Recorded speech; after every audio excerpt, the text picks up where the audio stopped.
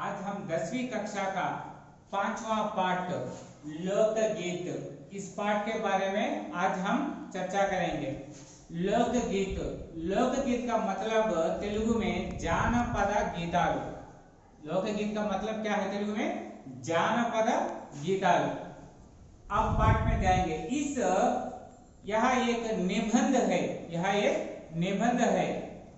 इसके कवि भगवत शरण उपाध्याय, इसके कवि भगवत शरण उपाध्याय। पहले पाठ के कवि परिचय के बारे में बताऊंगा, सुनिए। भगवत शरण उपाध्याय हिंदी साहित्य के सुपरिचित रचनाकार है। भगवत शरण उपाध्याय हिंदी के साहित्य की सुपरिचित, यानी इनके कविताओं में ऐसे होते हैं कि जो आसानी पंक्तियों में हमको समझ आ जाते हैं। और इतना ही नहीं, वे साहित्य के जाने माने कवि है, वे साहित्य के जाने माने कवि है। इनका जन्म 1910 में हुआ। इनका जन्म 1910 में हुआ। इन्होंने कहानी, कविता, रिपोर्टर्स, निबंध, बाल साहित्य में अपनी विशेष छाप छोड़ी है। इन्होंने कई कहानियां लिखी, कविताएं लिखी। बाल साहित्य में इनसे बढ़कर कोई नहीं है, इतना मशहूर है। कौन? भगवत शरण उपाध्याय। भगवत शरण उपाध्याय। विश्व साहित्य की रूपरेखा, कालिदास का भारत, टूटा आम, गंगा गोदावरी आदि इनकी प्रसिद्ध रचनाएं हैं।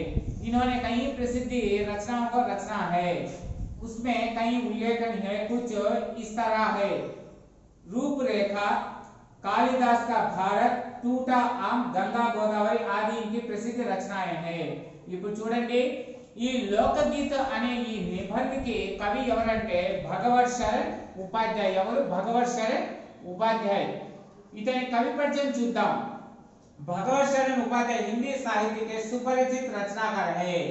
इतनु भरत भगवत शरण उपाध्याय हिंदी साहित्యంలో బాగా ప్రసిద్ధి పొందిన వ్యక్తి। इनका जन्म 1910 में हुआ। ఈయన యొక్క జన్మం ఎప్పుడైందంటే 1910లో ఇతను పుట్టాడు। इन्होंने कहानी, कविता, रिपोर्टर्स, निबंध, बाल साहित्य में अपनी विशेष छाप छोड़ी है। ఇతను చాలా కథలు, కవితలు అంతేకాకుండా చాలా నిబంధనలు కూడా రాశాడు। వాటిల్లో ఇతనికి బాగా పేరు వచ్చింది। విశ్వ సాహిత్యకి రూపురేఖ, ఇతను చాలా కవితలు, రచనలు రాశాడని చెప్పాను కదా, వాటిలో కొన్ని ముఖ్యమైనవి ఇక్కడ మనకి ఇచ్చాడు। అవి ఏంటంటే రూపురేఖ, కాళిదాస్ కా భారత్, టూటా ఆమ్, గంగా గోదావరి। గంగా గోదావరి లాంటి ఈయన రాసిన రచనలలో కొన్ని ముఖ్యమైనవి। आप देखिए, पाठ में जाएंगे। पाठ में जाने से पहले विषय प्रवेश, लोकगीत पाठ का विषय प्रवेश। हमारी संस्कृति में लोकगीत और संगीत का अटूट संबंध है। हमारी संस्कृति में लोकगीत और संगीत का अटूट संबंध है। మన సంస్కృతిలో జానపద గీతాలు మరియు శాస్త్రీయ సంగీతానికి విడదీయరాని बंधन ఉంది। अटूट संबंध का मतलब है विडदीयरानी बंधन। मनोरंजन की दुनिया में आज भी लोकगीत का महत्वपूर्ण स्थान है। ఇప్పటికీ కూడా మనోరంజన ఈ ప్రపంచంలో జానపద గీతాల యొక్క ప్రాముఖ్యత ఎంతో ఉంది। गीत संगीत के बिना हमारा मन रस से निराशा हो जाता है। हमारी जिंदगी में बिना गीत से हमारा जीवन निराशा हो जाता है। మన జీవితంలో ఆటలు, పాటలు, సంగీతం లేకపోతే మన జీవితం చాలా నీరసించిపోతుందంట। प्रस्तुत निबंध में भारतीय लोकगीत का वर्णन बड़े ही सुंदर ढंग से किया है। प्रस्तुत यानी लोकगीत, इस निबंध में भारतीय लोकगीत का वर्णन बड़े ही महत्वपूर्ण ढंग से किया है। ప్రస్తుతం మనం చెప్పబోయే ఈ లోకగీత అనే ఈ నిబంధ అంటే వ్యాసం, ఈ వ్యాసంలో భారతీయ యొక్క జానపదాల వర్ణనని చాలా చక్కగా చెప్పారు। अब पाठ में जाएंगे। लोकगीत अपनी लोचा, ताजगी और लोकप्रियता में शास्त्रीय संगीत से भिन्न है। लोकगीत अपनी लोचा मीन्स कोमलता से और ताजगी से, लोकप्रियता से शास्त्रीय संगीत से भिन्न है। देखिए, लोकगीत इतना सरल होते हैं कि लोकगीत के वाक्य जो आसानी तरीके से बच्चों बूढ़ों भी गा सकते हैं। इसके ताजगी, ताजगी माने जो भी बदलाव होता है ना, जो बार बार बदल रहा था, उसी तरह लोकप्रियता में, लोकप्रियता मतलब जो आसानी शब्द होते हैं उसे हम आसानी से सीख सकते हैं। इसलिए शास्त्रीय संगीत से भिन्न है क्या? लोकगीत। లోకగీత అంట చాలా లోచు మరియు అంతేకాకుండా తాజगी వల్ల ఇవి ప్రజలకు బాగా ఇష్టం। అంటే ఈ లోకగీత్లో, ఈ జానపద గీతాల్లో వాడే ఈ పదాలు చాలా సులువైనవి, అంతేకాకుండా చాలా సరళమైనవి, మనం నిత్యం మాట్లాడుకునే భాషలో నుంచే వాడే పదాలతో ఈ జానపద గీతాలు రచిస్తారు। అందుకని ఇవి శాస్త్రీయ సంగీతానికి భిన్నంగా ఉంటుందంట। लोकगीत सीधे जनता के संगीत है। ये लोकगीत सीधे जनता के संगीत है। ఈ లోకగీత అంట నేరుగా ప్రజల నుంచి పుట్టినటువంటివే। घर गांव और नगर की जनता के गीत है। यह देखिए लोकगीत घर गांव और नगर की जनता के गीत है। ఈ లోకగీత అంటే జానపద గీతాలు మన ఇళ్లలో, గావ్ అంటే గ్రామాలలో, అంతేకాకుండా నగరాల్లో నివసించే ప్రజల యొక్క మనోభావాల నుంచి పుట్టినటువంటి ఈ జానపద గీతాలు। इनके लिए साधना की जरूरत नहीं होती। लोकगीत के लिए साधना की जरूरत नहीं होती। देखिए शास्त्रीय संगीत को आप सीखने के लिए कठिन साधना करना पड़ता है, लेकिन लोकगीत के लिए नहीं। చూడండి లోకగీత అంటే జానపద గీతాలకి జరూరత్ సాధనకి అంటే లోకగీత, ఈ జానపద గీతాలు పాడాలన్నా నేర్చుకోవాలన్నా కఠినమైన సాధన అవసరం లేదు। శాస్త్రీయ సంగీతానికి చూడండి, మీరు శాస్త్రీయ సంగీతం తీసుకోవాలంటే మీరు దాన్ని కఠినంగా సాధన చేయాలి, కానీ జానపద గీతాలకి అవి అవసరం లేదు। त्योहारों और विशेष अवसरों पर ये गाए जाते हैं। ये लोकगीत किन किन अवसरों पर गाए जाते हैं? त्योहारों और विशेष अवसरों पर, यानी जन्मदिन, शादी, इसी तरह कुछ विशेष अवसर आते हैं ना, उसी पर ये लोकगीत गाए जाते हैं। ఈ జానపద గీతాలంట పండుగలప్పుడు, అంతేకాకుండా విశేషమైన కార్యక్రమాలు జరిగేటప్పుడు ఈ లోకగీత పాడతారు। सदा से ये गाए जाते रहे हैं। सदा से, ये आजकल के गीत नहीं है, सदा से यह गाए जाते हैं। ఈ జానపద పాటలు నిన్న మొన్నటి కాదంట, తరతరాల నుంచి ఇవి పాడతానే ఉన్నారంట। और इनके रचने वाले भी अधिकतर गांव के लोग ही है। దీన్ని రచించే వాళ్ళు ఎక్కువ శాతం ग्रामाల్లో ఉండే ప్రజలే। स्त्रियों ने भी इनकी रचना में विशेष भाग लिया है। देखिए स्त्रियों ने भी, पुरुषों ही नहीं, स्त्रियों ने भी इस लोकगीत की रचना में विशेष भाग लिया है। స్త్రీలు కూడా ఈ జానపద గీతాలు రచించడంలో ఎక్కువ పాలుపంచుకున్నారు। ये गीत बाजाओं की मदद के बिना ही या साधारण ढोलक, जांच, करताल, बांसुरी आदि के मदद से गाए जाते हैं। देखिए ये लोकगीत गाने के लिए बाजाओं की जरूरत नहीं होती, बाजाओं की जरूरत नहीं होती। कुछ साधारण बाजे यानी ढोलक, जांच, करताल, बांसुरी आदि से ये गाए जाते हैं। ఈ జానపద గీతాలు పాడడానికి మనకి సంగీతం ఎక్కువ అవసరం లేదంట। వీరి మనకి మేళ తాళాలు లేకుండానే ఈ జానపద గీతాలు పాడేయొచ్చంట। కానీ కొన్ని చిన్న చిన్న పరికరాలతో, ఉదాహరణకి తబలా, పిల్లల గ్రోవి, వీటితో మనం ఈ జానపద గీతాలు పాడవచ్చంట। एक समय था जब शास्त्रीय संगीत के सामने इनको हे समझा जाता था। एक समय था, ऐसा एक समय था कि शास्त्रीय संगीत के सामने इस लोकगीत को थोड़ा कम देखते रहे। ఒక సమయం ఉండేదంట, శాస్త్రీయ సంగీతానికి ముందర ఈ జానపద గీతాలని హేళనగా చూసేవాళ్ళంట। అవి हाल तक इनकी बड़ी उपेक्षा की जाती है। కానీ ఇప్పుడు పరిస్థితులు మారాయి। శాస్త్రీయ సంగీతం వైపు ఎంత మొగ్గు చూపుతా ఉన్నారో ఇప్పుడు జానపద గీతాల కోసం కూడా అంతే నిరీక్షిస్తున్నారంట। पर इधर साधारण जनता की और जो लोग की नजर फिरी है तो साहित्य और कला के क्षेत्र में भी परिवर्तन हुआ है। చూడండి శాస్త్రీయ సంగీతానికి ఎంత మనం ప్రాముఖ్యతనిచ్చామో కాలం మారే కొద్ది జానపద గీతాన్ని కూడా అంతే ప్రాముఖ్యతనిస్తున్నాము. ఇది సంగీతంలో వచ్చినటువంటి మార్పు అని చెప్పుకోవచ్చు. अनेक लोग ने विविध बोलियों के लोक साहित्य और लोकगीत के संग्रह पर कमर बांधी है। अनेक विधियों में देखिए एक ही तरह के लोकगीत नहीं है, एक ही तरह के लोकगीत नहीं है। मैं पहले ही आपसे कहा था त्योहारों और विशेष कार्यक्रमों में इस लोकगीत को गाए जाते हैं। जन्मदिन पर जन्मदिन के संबंध के लोकगीत, इसी तरह कुछ विशेष कार्यक्रमों में उस विशेष के संबंध के लोकगीत गाए जाते हैं। यहाँ कवि ने कहा है कि अनेक लोगों की विधियों बोली के लोक साहित्य और लोकगीत के संग्रह पर कमर बंदी है। ఇక్కడ చూడండి ఒకే విషయాన్ని కాకుండా ఈ లోకగీత అనేది చాలా రకాలుగా ఉంటాయి. ఇవి ఒక్కొక్క సందర్భాన్ని బట్టి ఒక్కొక్క జానపద గీతాలు ఉంటుంది. ఈ జానపద గీతాన్ని రచించడానికి అందరూ చాలా మంది నడుం బిగిస్తున్నారు. और इस प्रकार के अनेक संग्रह अब तक प्रकाशित हो गई है. ఇప్పటి వరకు ఒకటి రెండు కాదంట, ఎన్నో గ్రంథాలు ఈ జానపద గ్రంథాలకు సంబంధించి ఎన్నో రచించున్నారంట. लोकगीत के कई प्रकार के हैं. लोकगीत చాలా రకాలు, कई అంటే చాలా. इनका एक प्रकार तो बड़ा ही ओजस्वी और सजीव है. వీటిలో ఒక రకమైన మాత్రం సజీవమైనది. यह इस देश के आदिवासियों का संगीत है. అది ఏంటంటే ఈ దేశం యొక్క ఆదివాసీల యొక్క సంగీతం.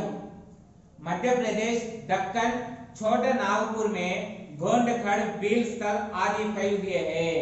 అవి ఆదివాసీ తెగలు కొన్ని ఉన్నాయి. అవి ఎక్కడెక్కడ ముఖ్యంగా ఉన్నాయంటే మధ్యప్రదేశ్, దక్కన్, छोटा नागपुर, गोंड खंड అనే ఇవి కొన్ని తెగలు ఉన్నాయి. इनके गीत और नाच अधिकतर साथ साथ और बड़े बड़े दलों में गाए और नाचे जाते हैं. ఈ పాటలు అంటే ఆదివాసీ యొక్క పాటలు ఏ విధంగా ఉంటాయంటే గుంపులు గుంపులుగా ఒకేసారి పాడేటట్టు చుట్టూ రౌండ్ గా, అంటే చుట్టూ వీళ్ళు సర్కిల్ చేసుకొని ఒకరినొకరు ప్రశ్నించుకుంటా పాడే విధానం. ఆ పాటతో పాటు వీళ్ళు నాచే జాతే హై అంటే నాట్యం చేస్తా ఉంటారు. 20-20, 30-30 आदमी और औरतों के दल एक साथ एक दूसरे के जवाब में गाते हैं. दिशाएं गूंजती है. వీళ్ళు పాటలు పాడే విధానం అంట 30-30 మంది లేదా 20-20 మంది కలిసి ఒక్కసారిగా ఒకే రాగంతో పెద్దగా పాడతారంట. ఆ పాడే విధానం ఎలా ఉంటదంటే దిశాయి గూంజుటిది హై. దిశాయి గూంజుటిది అంటే నాలుగు దిక్కుల మారు మ్రోగద్దంట. पहाड़ियों के अपने अपने गीत है. उनके अपने अपने भिन्न रूप होते हुए भी आश्रय होने के कारण उनमें अपनी एक समान भूमि है. ఇవి పహాడియో అంటే కొండ ప్రాంతాల్లో ఉండే వాళ్ళకి సంబంధించినటువంటి వేరే జానపద గీతాలు ఉంటాయంట. ఇందాక మనం చెప్పుకుంటే ఆదివాసీలు, ఇప్పుడు వచ్చి కొండ తెగల జాతులు అన్నమాట. गढ़वाल, किन्नौरा, कांगड़ आदि के अपने अपने गीत और उन्हें गाने की अपनी अपनी विधियां, उनका अलग ही नाम है पहाड़ पड़ गया. देखिए ఇక్కడ ఆదివాసుల గురించి చెప్పుకున్నాం. వాళ్ళు ఏం చేసేవాళ్ళు 20 మంది లేదా 30 మంది చుట్టూ తిరుగుతాను పాటలు పాడేవాళ్ళు. అదే విధంగా కొండ జాతి తెగలు ఏం చేస్తారంటే వాళ్ళు సేమ్ అలాగే ఎలాగైతే ఆదివాసులు పాడతారో అలాగే కొండ జాతీయులు కూడా అదే విధంగా చుట్టూ 20 మంది 30 మంది అదే విధంగా పాడతారు. అవి ఎక్కువగా గడ్వాల్, కిన్నౌరా, గాంగడ్ ఈ ముఖ్యమైన గీతాలు. కొండ ప్రాంతంలో ఉండే వాళ్ళు ఎక్కువగా పాడే గీతాలు గడ్వాల్, కిన్నౌరా, గాంగడ్. వాళ్ళనే పహాड़ी అని అంటారు. वास्तविक लोकगीत देश के गांवों और देहातों में है. వాస్తవంగా చెప్పాలంటే ఈ జానపద గీతాలు ముఖ్యంగా గ్రామాల్లోనే ఉంటాయి. ఇంకా సంబంధ దేహాతి జనతా సే హై. వీటి యొక్క సంబంధము గ్రామాల్లో ఉండే ప్రజలకే. బడి జాన్ హోతీ హై ఇన్మే. వీళ్ళు పల్లెటూళ్ళలో ఉండే రాసే జానపద గీతాలు అంట చాలా మీనింగ్ ఉంటుందంట, లేదా చాలా ప్రాణం ఉంటుంది. చైతా, కదలి, బారామాస్, सावन आदि मिर्जापुर, बनारस और उत्तर प्रदेश के पूर्वी और बिहार के पश्चिम जिलों में गाए जाते हैं. ఇవి ఎక్కువగా ఈ వాస్తవిక లోకగీత అనేది ఎక్కువగా ఎక్కడ పాడతారంటే कजरी, चैता, बारामास, सावन आदि मिर्जापुर, बनारस उत्तर प्रदेश के అంటే ఉత్తరప్రదేశ్ లో కొన్ని జానపద గీతాలు ఉన్నాయి. అవి ఏంటంటే మిర్జాపూర్, सावन, बनारस, कजरी. అంతేకాకుండా बिहार के पश्चिम जिलों में गाए जाते हैं. बिहार లోని పశ్చిమ జిల్లాలో కూడా ఈ పాడతారు. बाउल और भटियाली बंगाल के लोकगीत है. बाउल और भटियाली बंगाली యొక్క జానపద గీతాలు. पंजाब में माहिया आदि इस प्रकार के है. చూడండి ఇందాక చెప్పుకున్నట్టు మిర్జాపూర్, బనారస్ और उत्तर प्रदेश లో పాడే పాటలు ఏంది? కజరి, బారామాస్, సావన్, చైత. అలాగే బావుల్ और భటియాలి బంగాల్లో పాడతారు. పంజాబ్ లో వచ్చి మాహియా. ఇవి ముఖ్యంగా గుర్తుపెట్టుకోండి. ఈ మూడు ప్రాంతాల్లో ఈ రకమైన జానపద గీతాలు పాడతారు. हीरा, रांझ, सोहानी, महिवाला संबंधी गीत पंजाबी और ढोलक मारू आदि के गीत राजस्थान में बड़े चाव से गाए जाते हैं. राजस्थान లో వచ్చి ढोल मारू అనే ఈ లోకగీత పాటలు చాలా ఇష్టంగా పాడతారంట. बड़े चाव से, चाव అంటే చాలా ఇష్టంగా. इन देहाती गीतों के रचयित कोरी कल्पना को इतना मान ना देकर अपने गीतों के विषय रोजमर्रा के बहते जीवन से लेते हैं. ఈ వీళ్ళు ఈ జానపద గీతాలు రచన చేసేటప్పుడంట ఊహించి రాయరంట. నిత్యం వాళ్ళ జీవితంలో జరిగే సుఖ దుఃఖాలు ని గురించి వీళ్ళు ఈ జానపద గీతాలు రాస్తారు. అంటే వాళ్ళ నిత్య జీవితంలో జరిగినటువంటి సంఘటనలు లేదా వాళ్ళు అనుభవిస్తున్న బాధలు, సంతోషాలు వీటినే వాళ్ళు ఒక పాటగా రాసి పాడుతారంట. जिससे वे सीधे मर्म को छू लेते हैं. ఆ విధంగా వాళ్ళు రాయడం వల్ల ఆ పాటలు మనం పాడేటప్పుడు అంటే అవి నేరుగా మన గుండెకి హత్తుకుంటాయంట. ఉన్కే రాగ్ भी సాధారణంగా వాటి రాగాలు కూడా సాధారణంగా పీలు, సరంగ్, దుర్గా, సావన్, సొరట్ ఆది है. వాటి రాగాలు కూడా చూడండి పీలు, సరంగ్, దుర్గా, సావన్ మొదలైనవి ఉన్నాయంట. कहराव, बिहार, धोबिया आदि देहात में बहुत गाए जाते हैं और बड़ी भीड़ आकर्षित करते हैं. ఈ జానపద గీతాలంట ఎక్కువగా పాడేటప్పుడంట గుంపులు గుంపులుగా కలిసి పాడుతారంట. इनकी भाषा के संबंध में कहा जा चुका है कि सभी लोकगीत गांवों और इलाकों की बोलियों में गाए जाते हैं. ఈ లోక అంటే ఈ జానపద గీతాల గురించి చెప్పుకునేదంటే ఈ జానపద గీతాలు రచన గాని పాఠం గాని వాళ్ళ ఏ ప్రాంతపు భాషలోనే. ఇప్పుడు ఉదాహరణకి చూడండి ఒక్కొక్క ప్రాంతంలో ఒక్కొక్క యాస అనేది ఉంటుంది. ఆ యాసలోనే ఈ జానపద గీతాలు ఉంటాయంట. అందుకని ఇవి మనం పాడడానికి ఒకవేళ మన పాటని అర్థం చేసుకోవడానికి చాలా సులువుగా ఉంటాయంట ఆ అర్థాలు. इनके कारण ये बड़े आह्लाद और आनंददायक होते हैं. అందుకని అవి వినడానికి చాలా వినసొంపుగా ఉంటాయి. रागों तो इन गीतों के आकर्ष होते ही है. इनकी समझी जा सकने वाली भाषा भी इनकी सफलता का कारण है. వీటి రాగాలు కూడా చాలా సులువుగా అర్థమయ్యేటట్టు ఉంటాయంట. అందుకనే ఈ జానపద గీతాలు ప్రజలలో ఇంత ఆదరణని పొందాయి. भोजपुरी में करीब 30-40 वर्षों से विदेशिया का प्रचार हुआ. भोजपुरी में भोजपुरी लो अंट करीब सुमारू 30-40 वर्षों से भोजपुरी लो सुमारू 30 నుంచి 40 సంవత్సరాలు విదేశీయా का प्रचार అంటే భోజ్పురిలో పాటలు పాడే జానపద గీతాలకు ఒక రాగం ఉంది. ఆ రాగం పేరే విదేశీయా. ఈ విదేశీయా జానపద గీతం అంట 30 నుంచి 40 సంవత్సరాలు సుమారు నుంచి పాడుతున్నారంట. ఎక్కడ? భోజ్పురిలో. गाने वाले के अनेक समूह इन्हें गाते हुए देहात में फिरते हैं.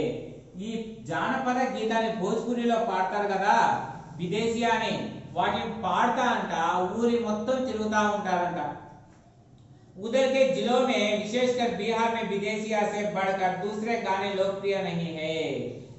बिहार లో విదేశీయాని మించి ఇంకో ప్రజాదరణ పొందినటువంటి జానపద గీతం ఇంకోటి లేదంట. इन गीतों में अधिकतर रसिक प्रिया और प्रियाओं की बात रहती है. ఈ విదేశీయ ఈ జానపద గీతంలో ఇద్దరు ప్రేమికుల మధ్యలో ఉండే ప్రేమని, విరహాన్ని, చూపేటటువంటి అర్థం ఆ పాటలో ఉంటుందంట. परदेसी प्रेमी की और इनसे करुणा और विरह का रस पड़ता है. పరదేశీ ప్రేమికుడి యొక్క ఆవేదనతో మరియు అతని మీద ఉన్న ప్రేమతో ఈ జానపద గీతం ఉంటదంట. जंगल की जातियों आदि के भी दल गीत होते हैं. जंगल की जातियों आदि के भी दल गीत होते हैं. ఇప్పుడు చూడండి, ఇందాక మనం చెప్పుకున్న ఆదివాసి, తర్వాత పహాడి అంటే కొండ ప్రాంతాలు, ఈ జంగల్ కి జాతి అంటే అడవిలో ఉండే వాళ్ళకి, వీళ్ళకంట కొన్ని ప్రత్యేకమైన పాటలు ఉంటాయంట. అవి కూడా వీళ్ళు ఎలా పాడతారంట, దల్ గీత్. దల్ అంటే గుంపుగా. అదే కాక బీహార్ ఆది మే గాయే జాతే హై. వీళ్ళు ఎక్కువగా బీహార్ లో అంటే బీహార్ ఆ భాషలోనే ఎక్కువగా పాడతారంట. पुरुष एक और स्त्रियां दूसरे और एक दूसरे के जवाब के रूप में दल बांधकर गाते हैं. పురుషులు ఒకవైపు, స్త్రీలు వాళ్ళకి ఆపోజిట్ గా ఉండి ఒకరినొకరు, అంటే పురుషులు ఒక ప్రశ్నని పాటలాగా పాడితే దానికి జవాబు స్త్రీలు పాటలాగా వాళ్ళకి బదులిస్తారు. ఈ విధంగా ఒకరినొకరు ఎదురెదురుగా ఉండి ప్రశ్న జవాబుని పాట రూపంలో పాడుతూ ఉంటారు. और दिशाएं गूंज देते हैं. అంతేకాదంట, నలుదిక్కుల వీళ్ళ యొక్క పాటతో నలుదిక్కుల శబ్దాలు మారు మ్రోగుతాయంట. पर इधर कुछ काल से इस प्रकार के दलिया गायक का हाथ हुआ है. ఈ విధంగా పాడటం వల్ల వాళ్ళ యొక్క జానపద గీతాలు చాలా పేరు పొందాయి. एक दूसरे प्रकार के बड़े लोकप्रिय गाने अल्लाह के हैं. ఇంకో రకమైన బాగా ప్రజాదరణ పొందిన పాటలు అల్లాహ్ యొక్క పాటలు. అదే కదా ఏ బుందేల్ఖండి మే గాయే జాతే హై. ఎక్కువగా ఈ బుందేల్ఖండి అనే లిపిలో పాడతారు. आरंभ तो इसका चंदेल राजाओं के राज कवि जगनिक से माना जाता है. చెప్పుకునేదంటే దీని ప్రారంభము చందేల్ రాజావు, చందేల్ యొక్క రాజుల యొక్క ఆస్థాన కవి राजनिक से माना जाता है, जिसने अल्लाह उदुल की वीरता के अपने महाकाव्य में बना बखान किया. ఇతను అల్లా ఉదల్ అనే వీరుడి యొక్క వీరత్వం గురించి రచనలు రాశాడు. पर निश्चय उसके छंद को लेकर जनबोली में उसके विषय को दूसरे देहाती कवियों ने भी समय समय पर अपने गीतों में उतार, और ये गीत हमारे गाँव में आज भी बहुत प्रेम से गाए जाते हैं. ఇతను రాజకవి జగనికు అల్లా ఉదల్ అనే వీరుని యొక్క వీరత్వం గురించి రచనలు రాశాడు. సమయం మారే కొద్దీ ఆ రచనని మిగతా భాష యొక్క కవులు ఆ రచనని వాళ్ళ యొక్క పద్ధతిలో దాన్ని మళ్ళీ తిరిగి రచించడం, ఆ విధంగా చేయడం వల్ల ఇప్పటికీ కూడా ఆ రచనలని ప్రజలు చాలా ఇష్టపడుతున్నారంట. इन्हें गाने वाले गांव गांव ढोलक लिए गाते फिरते हैं. వీటిని పాడే వాళ్ళంట ఊరు ఊరు డోలు తీసుకొని వాయిస్తాను ఊరు ఊరు తిరుగుతా పాట పాడుతూ ఉంటారంట. इसी की सीमा पर उन गीतों का भी स्थान है जिन्हें नट रसिया पर खेल करते हुए गाते हैं. अधिकतर ये गद्य पद्यात में और इनके अपने बोल होते हैं. ఇవి ఎక్కువగా ఏ విధంగా పాడతారంటే మనం చూసే ఉంటాము, వీధుల్లో అక్కడక్కడ దారిలో తాళ్ళు కట్టి తాళ్ళ మీద కర్రని పట్టుకొని నడుస్తాను, కింద డోలు వాయిస్తూ ఉంటారు. అదే విధంగా వీళ్ళు విన్యాసాలు చేస్తా ఊరు ఊరు తిరుగుతా తమ యొక్క పాటలని పాడతారంట. अनंत संख्या अपने देश में स्त्रियों के गीत की है. ఎక్కువ సంఖ్య జానపద గీతాలు ఏమంటే మన దేశం యొక్క స్త్రీలది. तो ये गीत भी लोक गीत है, पर अधिकता इन्हें औरत ही गाती है. ఎక్కువ శాతం లోక అంటే జానపద గీతాలు ఎక్కువ శాతం స్త్రీలే రచించారు, స్త్రీలే పాడతారంట. ఈయనే సిర్జతి भी अधिकता वही है. వీటిని రచించేది కూడా స్త్రీలే. वैसे मर्द रचने वाले या गाने वाले की भी कमी नहीं है.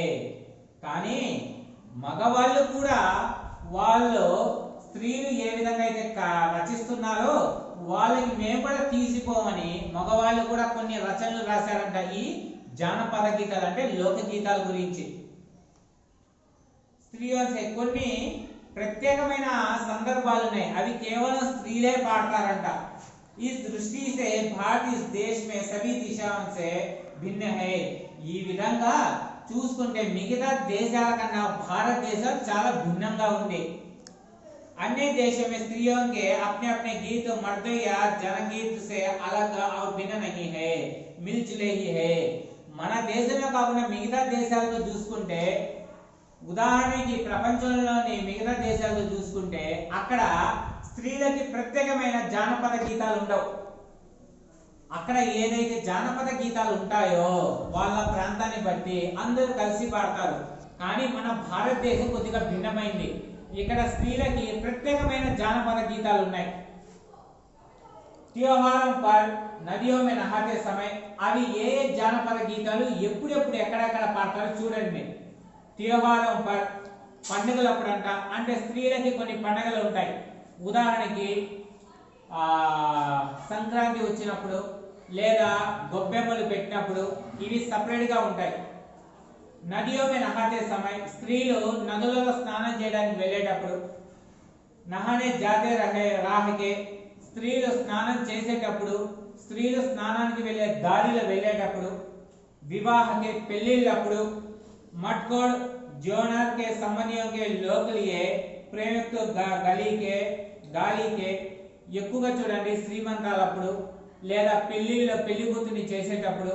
అంతేకాకుండా తనకి ఇష్టమైన భర్తని గాని ప్రియుడిని గాని తిట్టుతా, గాలి అంటే తిట్టడం, ముద్దుగా తిట్టుతా పాట రూపంలో పాడడం, ఇవన్నీ స్త్రీలకి ప్రత్యేకమైన జానపద గీతాలు. जो स्त्रियां गाती है इन अवसरों पर कुछ आज से ही नहीं बड़े प्राचीन काल से वे गाती रही. ఈ స్త్రీలు పాడే పాటలంట ఇప్పటి నుంచే కాదంట, కొన్ని తరాల నుంచి ఇవి పాడుతూనే ఉన్నారంట. महाकवि कालिदास आदि ने भी अपने ग्रंथों में उनके गीतों का हवाला दिया है. महादास कालिदास కూడా అతని యొక్క రచనలో స్త్రీల యొక్క ప్రాముఖ్యతని అంతేకాకుండా వాళ్ళ యొక్క లోకగీతిని చాలా చక్కగా మనకి చెప్పారు. सोहार बानी सहरा आदि उनेक अनंत गाने में से कुछ है. వాళ్ళు పాడే చాలా పాటల్లో కొన్ని ముఖ్యమైనవి సోహార్, బాని, సెహరా ఇవి స్త్రీలు పాడే పాటలు కొన్ని ముఖ్యమైనవి. वैसे तो 12 मास पुरुषों के साथ नारियां भी गाती है. కానీ 12 మాస్ అనే ఒక లోకగీత ఉంది. దీన్ని స్త్రీలే కాదు పురుషులతో స్త్రీలు కలిసి పాడతారు. एक विशेष बात यह है कि नारियों के गाने साधारणतः अकेले नहीं गाए जाते. కానీ ఒక చెప్పుకునే ఒక విషయం ఉంది ఏంటంటే స్త్రీలకు సంబంధించినటువంటి ఈ జానపద గీతాలు ఒంటరిగా స్త్రీ పాడదు, గుంపులుగానే, అంటే ఎక్కువ మంది, ఒక 10 మంది 15 మంది కలిసి పాడుతారు. దల్ బాంధ్కర్, దల్ అంటే గుంపుగా జట్టు కట్టి పాడతారు. అనేక కంటే ఏక్ సాత్ ఫూటతే హై, ఒకేసారి ఎన్నో గొంతులు ఒక్కసారి పగులుతాయంట. యద్యపి అధికత ఉంటే మేల్ నహీ హోతా, కానీ వీళ్ళందరూ ఒకేసారి పాడతారు కానీ వాళ్ళలో మేల్ నహీ హోతా. మేల్ అంటే అందరూ ఒకే రాగాన్ని ఒకేసారి అందుకోలేరంట. फिर भी त्योहार और शुभ अवसरों पर ये बहुत ही भले गाते लगते हैं. అయినా కూడా వాళ్ళు పాడే రాగాల్లో కలయిక లేకపోయినా లేదా వాళ్ళు పాడే రాగం ఒకే విధంగా లేకపోయినా వాళ్ళు పాడే రాగం హెచ్చు తగ్గులు ఉన్నా సరే వీళ్ళంట పండుగలప్పుడు లేదా శుభకార్యాలప్పుడు అందరూ కలిసి పాడతారంట. गांव और नगरों में गायिका भी होती है. చూడండి పల్లెటూళ్ళలో పట్టణాల్లో అంట పాటలు పాడే స్త్రీలు కూడా ఉంటారంట. जो विवाह जन्म आदि के अवसरों पर गाने के लिए बुला ली जाती है. పెళ్లిళ్ళప్పుడు గాని ఏదైనా శుభకార్యాలప్పుడు గాని మనం ఆ పాటలు పాడే స్త్రీలని పిలిపించి మరీ పాటలు పాడించుకుంటామంట. सभी ऋतुओं में स्त्रियां उल्लासित होकर दल बांधकर गाती है. सभी ऋतुओं में అన్ని ఋతువుల్లో అంటే అన్ని సమయాల్లో స్త్రీలంట ఉల్లాసిత హోకర్ ఆనందంగా కలిసి పాడతారంట. पर కానీ హోలీ, బర్సాత్ కి కజరీ ఆది తో उनकी अपनी चीज है. కానీ వాటిలో ప్రత్యేకమైనది ఏంటంటే హోలీ, బర్సాత్ అంటే వర్షపు సమయప్పుడు స్త్రీల యొక్క ఆనందాన్ని వాళ్ళు తమ యొక్క జానపద గీతాలు అంటే వాళ్ళ యొక్క పాట రూపంలో తమ యొక్క ఆనందాన్ని వెల్లడిస్తారంట. జో సునిదే హి బంది హే, అవి అంట ఎప్పుడో రాసుకోరంట, అప్పుడప్పుడు సమయాన్ని బట్టి వాళ్ళ యొక్క మనోభావాన్ని అప్పటికప్పుడు రాసుకొని అప్పటికప్పుడు వాళ్ళు దానికి రాగం కట్టి పాడేస్తారంట. అంతేకాకుండా पूरब की बोलियों में अधे रहता मैथिली कोकिल विद्यापति के गीत गाए जाते हैं. पूरब తూర్పు వైపు అంట ఎక్కువ శాతం మైథిలి కోకిల్ విద్యాపతి ఇలాంటి రాగాలు ఎక్కువగా పాడతారంట.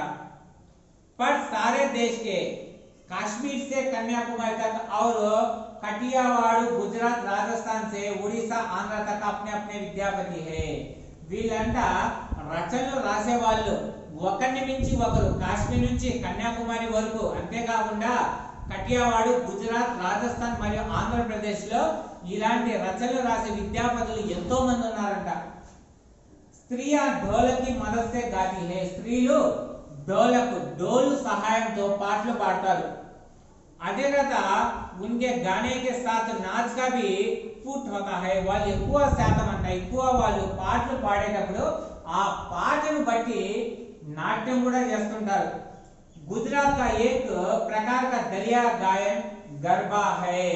గుజరాత్ లో ఈ విధంగానే బాగా పేరు మోసిన ఒక పాట ఉంది, ఆ పాట పేరే गरबा, जिसे विशेष विधि से घेर में घूम घूम कर औरतें गाती है. దీన్ని ప్రత్యేకించి ఆడవాళ్ళు ఒకరిని ఒకరు చేతులు పట్టుకొని చుట్టూ తిరుగుతా ఒక పెద్ద గుంపుతో ఒకేసారి డోలు వాయిస్తా పాటలు పాడతారంట.